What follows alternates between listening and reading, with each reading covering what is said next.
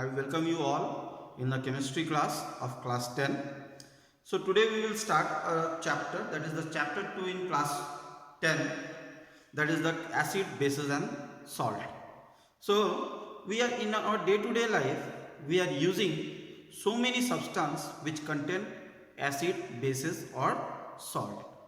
So for example, we are using lemon juice, it tastes as sour, but some substances are there which taste as bitter. So these are the different substances which contain acid, bases and salt. So in this chapter I will show you that what are the acids, what are the bases, what are the salts, their chemical properties, their physical properties and how they will react to each other. But before going to the properties and their preparation, first of all we will discuss about the indicators. Because we know that the acids are sour in taste, but it is not possible to taste all the acid or the bases because those are chemical substances and those are very harmful for our body. And this is a precautionary information to you that don't ever taste any acid or bases directly in the school laboratory. So we come first of all to indicators, acid base indicators. So what do you mean by the acid base indicators? The chemical substance or the natural substance which indicates the acid and bases by changing its color, by changing its smell, those substance, those chemical components are called as indicators. So let us discuss about the acid base indicator in details. What are the acid base indicators? So the acid base indicator can be classified into three types. The acid base indicators can be classified into three types. First one is the natural indicator. Natural indicator. Second one is the synthetic indicator. And third one is the olfactory indicators. Olfactory indicators. So the acid base indicator can be classified into three types. First one is the natural indicator, second one is the synthetic indicator and third one is the olfactory indicator.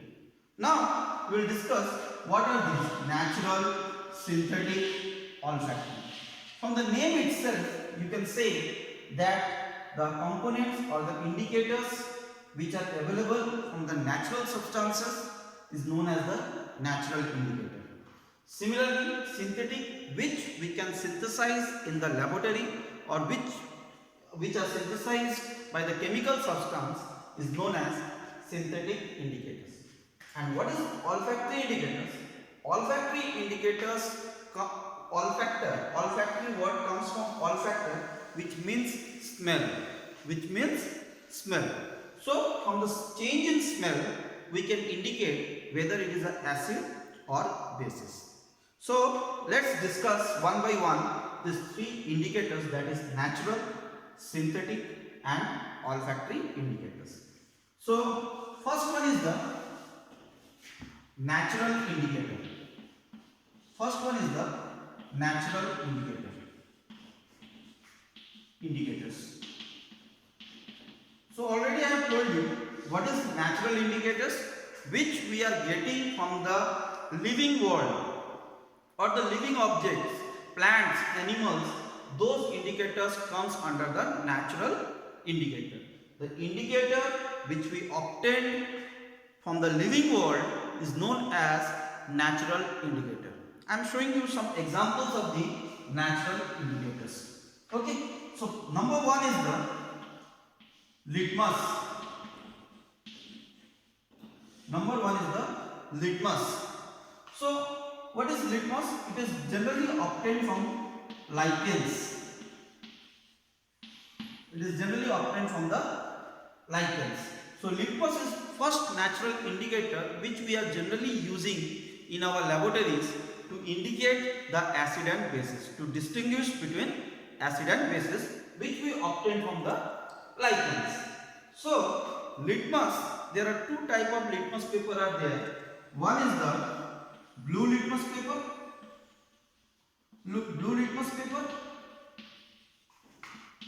paper, and second one is the red litmus paper. Red litmus paper. Okay, so litmus is mainly obtained in two colors. One is the blue litmus paper, another is the red litmus paper. So how these two litmus paper distinguish between acid and bases? So first of all, blue litmus paper, if it changes to red color, blue litmus, if it changes to red color, then it is acid. The substance, the component, chemical component is acid if the blue litmus paper changes to red litmus paper. So it indicates that there will be presence of acid. Similarly, if there is a red litmus paper and if it changes to blue color, then this is called as base. Then that substance is base in which we have dipped this red litmus paper. So once again I am repeating it. Whenever the blue litmus paper changes its color to red color when dipped in a solution, that solution is acidic in nature. Similarly, if the red litmus paper converts to blue color when dipped in a solution, that solution is basic in nature. Generally, the litmus is of purple color, but we are converting to blue and red, which one further converting to red color, then acidic in nature. And if the red litmus paper changes to blue color, then it is basic solution. Okay, so in laboratory you can see the red and blue litmus paper, and you can also observe the changes of color in the acid and basic solution. Now I am giving you one activity in which you can easily identify, or in which you can see the properties of these red blue litmus papers. For example, I have given you three colorless solution. And only a single strip of red litmus paper. Red litmus paper means I have given you three solutions A, B and C. Three solutions are there, or all are colorless solution. Just like water, it is a colorless solution. A, B and C. And I have provided you one red litmus paper.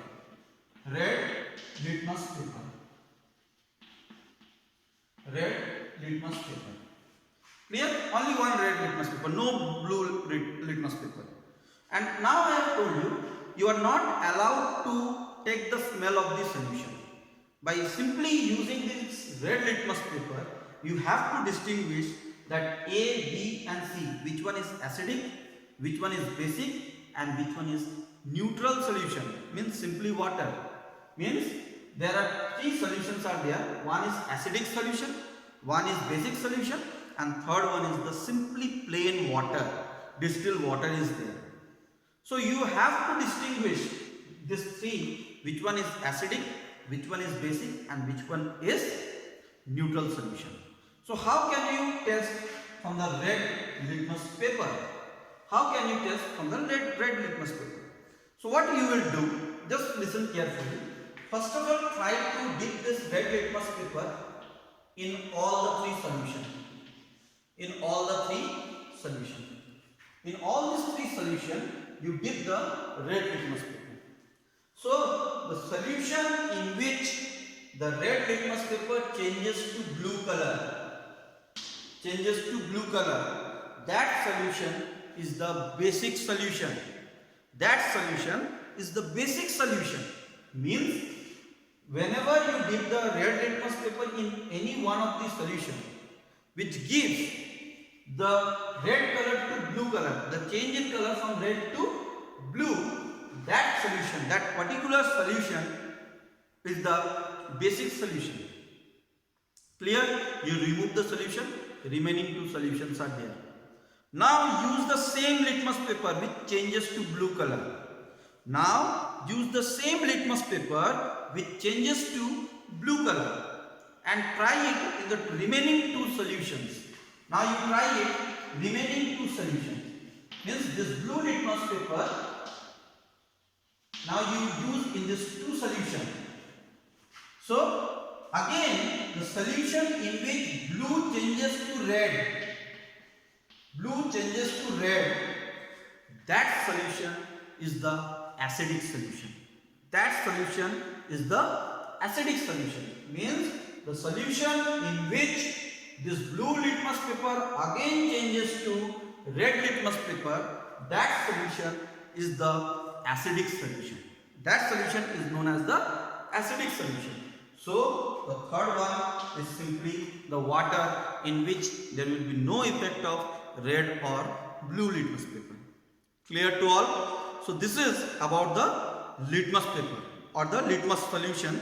That is the first natural indicator.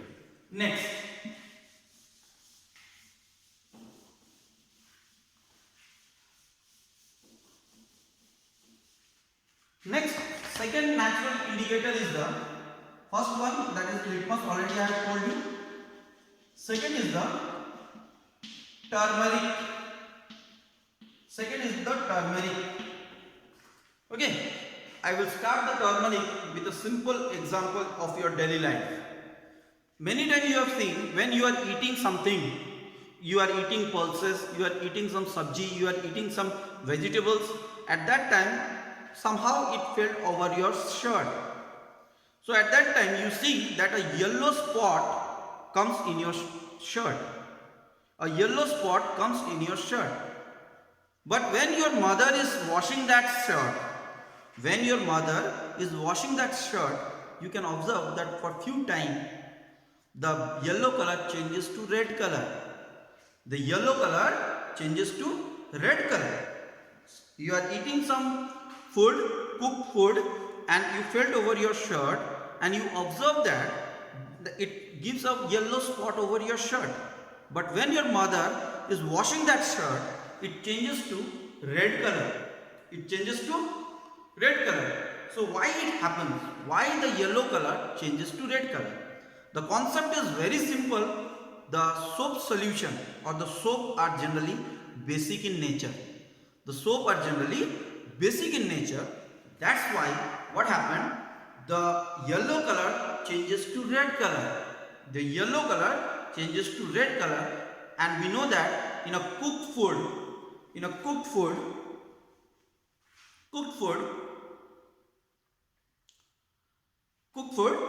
it contains turmeric. That's why it gives a yellow spot on washing. Due to the basic solution of this soap, it changes to what? Red color. So now I explain this turmeric. Turmeric is a natural indicator which, having in acidic solution, it remains yellow color, but in basic solution changes to red color.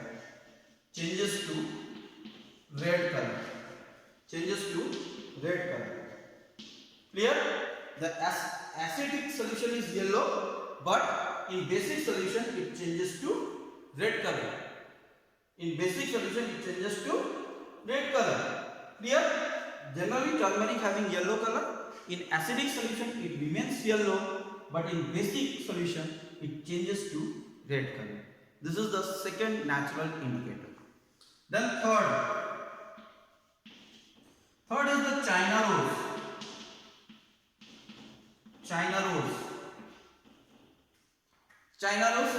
So when you rub the China rose petal in a paper, you can see the color of the paper will changes to red color. And now if that red paper, if you dip in acidic solution and basic solution. If in basic solution if you dip, it changes to blue color. But if in acidic solution, if you dip it, it will remain red color. Or this blue paper changes to red color. Clear? The China rose petal is generally red color. If you rub it in the paper, it gives red color.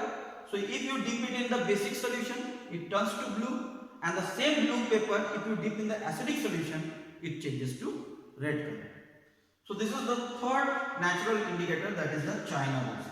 Then fourth, red cabbage. Red cabbage. Red cabbage. So red cabbage in acidic medium, it remains red, but in basic medium it changes to green color. It changes to green color. The red cabbage in acidic medium, it is red color, but in basic medium it is green color. In basic medium, this red cabbage in acidic medium it is red, but in basic medium it converts to green color. So these are some of the natural indicators by which you can distinguish between acid and bases. Clear to all? Now next we will discuss about the synthetic indicators. Synthetic indicators.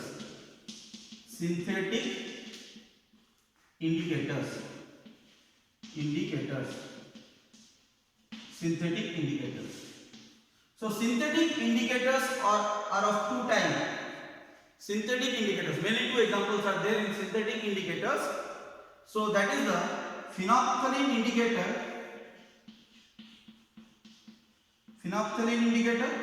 and another is the methyl orange.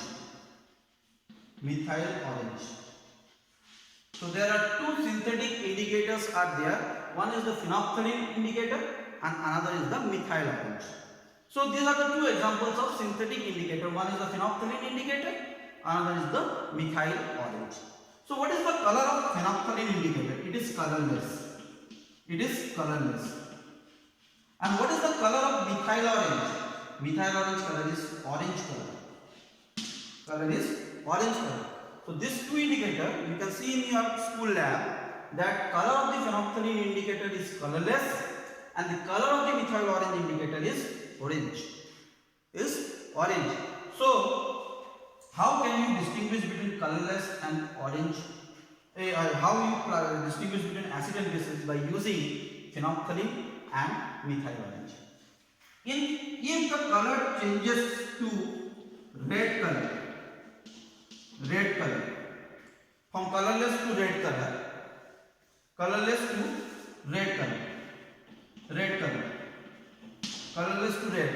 then this is basic solution.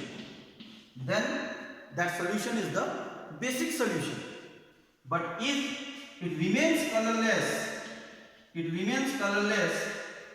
it is not exactly red, it is pink, then it is basic solution.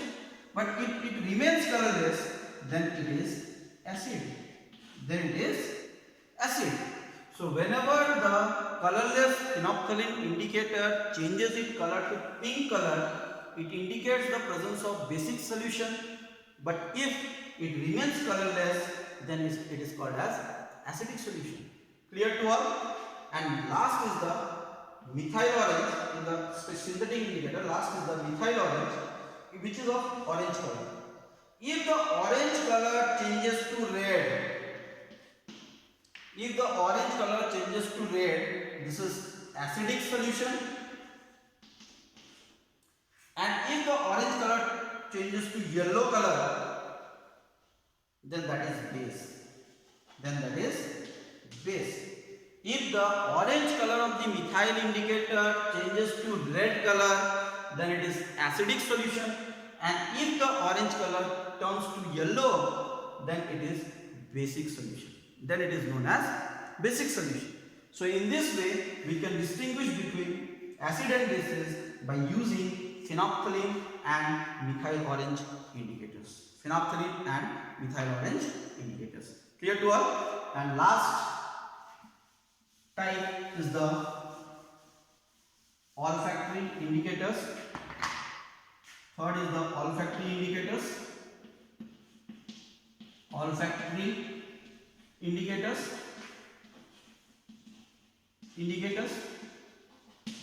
So this is mainly identified by smell. So it is quite clear this indicators having some characteristic smell. For example, onion and vanilla. So there are two examples are there. Mainly two examples are there in olfactory indicators. That is onion and vanilla. So what is onion? What is the smell of onion and what is the smell of vanilla? You know that it having a characteristic smell.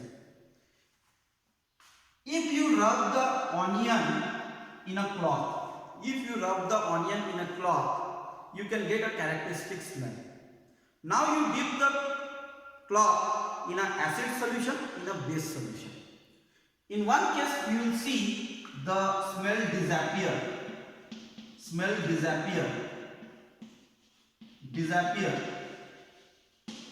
In one case you can observe that the smell will disappear. That solution is the basic solution. Means the cloth when rubbed with onion, dipped in a solution, and the smell of the onion disappear, then that solution is the basic solution. Similarly, if the smell retain means it will remain as it is, then this is a acid solution. Same way, vanilla also, same case. If the smell disappear, then it is a basic solution. If the smell retain, then it is a acid solution. So olfactory indicators indicate between acid and bases by a characteristic smell. In case of onion and vanilla, if the smell disappear, it is a basic solution. If the smell retain, it is a acidic solution. Clear to all? So this is all about the acid-base indicators. So in the next video, we will go in details about the classification of acid and bases. What are the classification on the basis of different properties? Thank you and have a nice day.